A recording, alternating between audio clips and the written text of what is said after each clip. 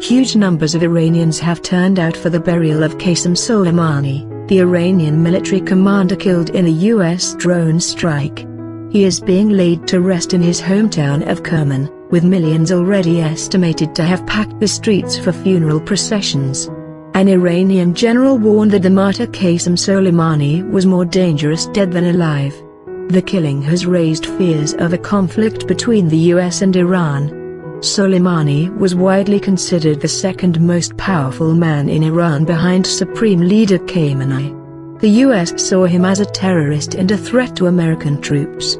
In Kerman, southeastern Iran, vast numbers of people were again seen in the streets with Soleimani's body due to be buried shortly.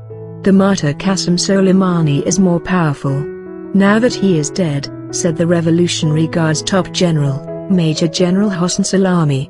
The Guards were set up to defend Iran's Islamic system and is a major political and military force. Mourners chanted death to America and death to Trump, reporters there said. He, Soleimani, was seen as a great man who was ready to serve his people. He must certainly be avenged, an 18-year-old student who was there told the AFP news agency.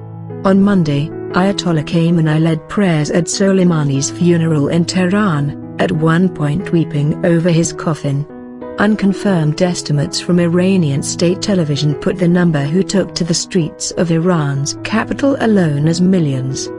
The crowds were large enough they could be seen in satellite images. Soleimani was head of the Quds Force, the overseas branch of the Revolutionary Guards. He was killed leaving Baghdad airport on Friday.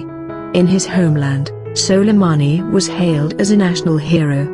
But he was also a hardliner and a dominant force in a state that shot dead scores of protesters at the end of 2019.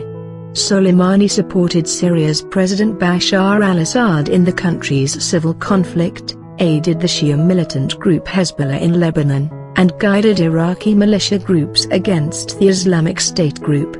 Justifying the strike, President Trump said Soleimani was plotting imminent attacks on U.S. diplomats and military personnel. Immediately after his death, Iran threatened retaliation and officials have kept up the rhetoric. On Sunday, Iran declared it would no longer abide by any of the restrictions imposed by the 2015 nuclear deal.